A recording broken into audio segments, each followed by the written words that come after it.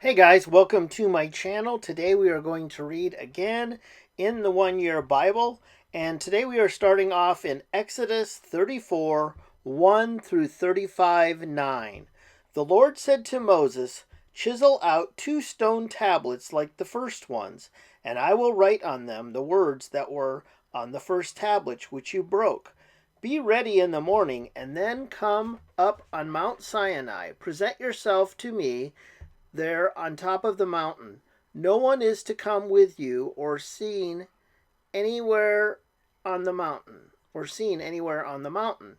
Not even the flocks and herds may graze in front of the mountain." So Moses chiseled out 2 stone tablets like the first ones and went up Mount Sinai early in the morning, as the Lord had commanded him. And he carried the stone tablets in his hands. Then the Lord came down in the cloud and stood there with him and proclaimed his name, the Lord. And he passed in front of Moses, proclaiming, "The Lord, the Lord, the Lord, compassionate and gracious God, slow to anger, abounding in love and faithfulness, maintaining love to thousands, and forgiving wickedness, rebellion, and sin. Yet he does not leave the guilty unpunished. He punishes the children and their children for the sin of the parents, to the third and fourth generation." Moses bowed to the ground at once and worshipped. "Lord," he said, "if I have found favor in your eyes, then let the Lord go with us. Although this is a stiff-necked people, forgive our wickedness and our sin, and take us as your inheritance." Then the Lord said, "I am making a covenant with you before all your people.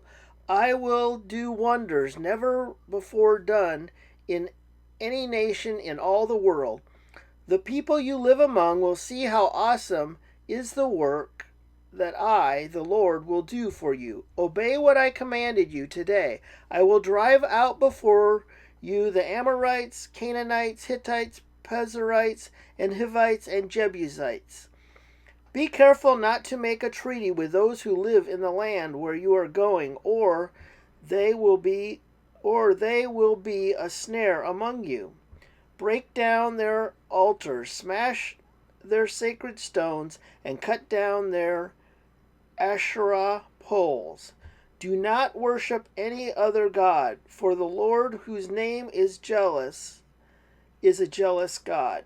Be careful not to make a treaty with those who live in the land, for when they prostitute themselves to their gods and sacrifice to them, they will invite you, and you will eat their sacrifices. And when you choose some of their daughters as wives for your sons, and those daughters prostitute themselves to their gods, they will lead your sons to do the same. Do not make any idols. Celebrate the festival of unleavened bread. For 7 days eat bread made without yeast, as I commanded you. Do this at the appointed time in the month of Aviv. For in that month you came out of Egypt. The first offspring of every womb belongs to me, including all the firstborn males of your livestock, whether from herd or flock. Redeem the firstborn donkey with a lamb, but if you do not redeem it, break its neck. Redeem all your firstborn sons. No one is to appear before me empty-handed. 6 days you shall labor, but on the seventh day you shall rest. Even during the plowing season and harvest you must rest. Celebrate the festival of weeks with the first fruits of the wheat harvest, and the festival of ingathering at the turn of the year. 3 times a year all your men are to appear before the sovereign Lord, the God of Israel. I will drive out nations before you and enlarge your territory, and no one will covet your land. When you go up 3 times each year to appear before the Lord your God, do not offer the blood of a sacrifice to me along with anything containing yeast, and do not let any of the sacrifice from the Passover festival remain until morning. Bring the best of the first fruits of your soil to the house of the Lord your God. Do not cook a young goat in its mother's milk. Then the Lord said to Moses, Write down these words, for in accordance with these words I have made a covenant with you and with Israel. Moses was there with the Lord 40 days and 40 nights without eating bread or drinking water. He wrote on the tablets the words of the covenant, the 10 Commandments. When Moses came down from Mount Sinai with the 2 tablets of the covenant law in his hands, he was not aware that his face was radiant because he had spoken with the Lord. When Aaron and all the Israelites saw Moses, his face was radiant, and they were afraid to come near him. But Moses called to them. So Aaron and all the leaders of the community came back to him, and he spoke to them. Afterward, all the Israelites came near him, and he gave them all the commands the Lord had given him on Mount Sinai. When Moses finished speaking to them, he put a veil over his face. But whenever he entered the Lord's presence to speak with him, he removed the veil until he came out. And when he came out and told the Israelites what he had been commanded, they saw that his face was radiant. Then Moses would put the veil back over his face until he went in to speak with the Lord. Moses assembled the whole Israelite community and said to them, These are the things the Lord has commanded you to do. For 6 days work is to be done, but the 7th day shall be your holy day, a day of Sabbath rest to the Lord. Whoever does any work on it is to be put to death. Do not light a fire in any of your dwellings on the Sabbath day. Moses said to the whole Israelite community, This is what the Lord has commanded. From what you have, take an offering for the Lord. Everyone who is willing is to bring to the Lord an offering of gold, silver, and bronze, blue, purple, and scarlet yarn, and fine linen, goat hair, ram skins dyed red, and another type of durable leather, acacia wood, olive oil for the light, spices for the anointing oil, and for the fragrant incense, and onyx stones, and other gems to be mounted on the ephod and breastpiece. Okay, now we're going to read Matthew 27:15 through 31. Now it was the governor's custom at the festival to release a prisoner chosen by the crowd. At that time they had a well-known prisoner whose name was Jesus, Barabbas. So when the crowd had gathered, Pilate asked them, Which one do you want me to release to you, Jesus, Barabbas, or Jesus who is called the Messiah? For he knew it was out of self-interest that he had handed Jesus over to him.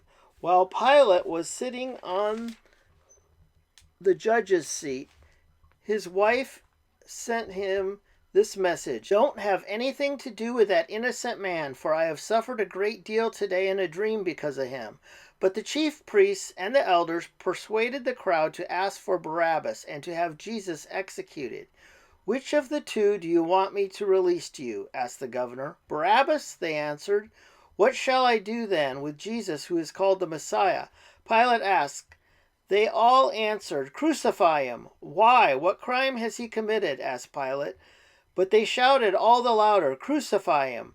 When Pilate saw that he was getting nowhere, but that instead an uproar was starting, he took water and washed his hands in front of the crowd. I am innocent of this man's blood, he said. It is your responsibility. All the people answered, His blood is on us and on our children. Then he released Barabbas to them.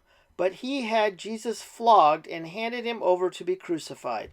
Then the governor's soldiers took Jesus into the praetorium and gathered the whole company of soldiers around him. They stripped him and put a scarlet robe on him, and then twisted together a crown of thorns and set it on his head.